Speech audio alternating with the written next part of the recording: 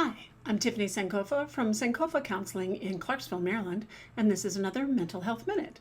Today we'll be talking about ways that you can change your anxious thoughts. Now this comes after you've already changed your anxious body chemistry, which is in the videos that are also on my anxiety page at www.tiffanysankofa.com. So if you don't know what I'm talking about, take a look. Because first we change the anxious chemistry in our bodies, get in the right part of our minds, and then we can use the cognitive tools, change the way we're thinking, so that anxiety is no longer a problem. So the technique that we're going to use today, after we get off our last nerve, and again, if you don't know what I'm talking about, go to the website, watch the other videos, is called the 5 Ps. The 5 Ps are a tool that help us think through the anxious thoughts that we have and rework them in a much more helpful way. Okay? The problem with anxiety is that people very often try to figure out, why am I anxious, and they do that part first, and their bodies are amped up and they really can't think because they're not in the right part of their minds yet. So first do those techniques, and then let me give you a concrete way to address those anxious thoughts. So the 5 Ps are this: problem, what is the big, terrible, awful? Possibility or probability, is this something that could happen or something that's likely to happen? Percentage, what percentage of a possibility is it?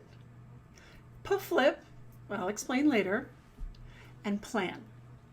So take them in order. Problem. Okay, I'm going to pick on fears around COVID because that's probably the easiest thing to pick on right now. It's fears and anxieties that a lot of people have right now. So what we want to do is boil this down to the biggest, terriblest, awful that's spinning in your mind. The anxious questions that you're not answering, but just adding and adding and adding, which are creating more anxiety. So we'll narrow it down to one. If there's more than one, you can do this more than one time. You can do it on each one. That's fine. But we're going to say, okay, here's the big, terrible, awful, and this is the big, terrible, awful for some people. I'm going to get COVID. I'm going to pass it on to somebody that's compromised, and they're going to die. That's the big fear. All right? So that's P, problem. Second P, now is that a possibility or a probability? Is it something that could happen or something that's likely to happen? So let's think it through. Okay, I'm vaccinated, fully vaccinated, and I have my boosters, and this person is, I'm taking precautions when I go see them. They're taking precautions when I'm there.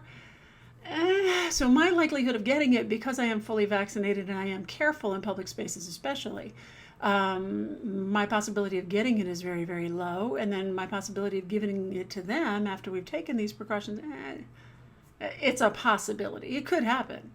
It's not a probability. So third P, percentage. On the scale of 100%, how likely is it to happen? Well, given all the things I just said, I'm going to guess it's probably less than 2% likely. I mean, these are not the hard facts, statistics. You can get those if you want them, but a lot of times looking up those statistics will actually make you more anxious because they're not necessarily in perspective. But, we'll go with your best guess. I'm going to say 2%. So, which brings us to number 4, PFlip. I needed another P, and I had this brilliant adolescent client at the time who came up with PFlip, so that's the one we're using. We're going to PFlip that statistic and say out loud 3 times, I am worrying about something that's 98% unlikely to happen. I am worrying about something that's 98% unlikely to happen.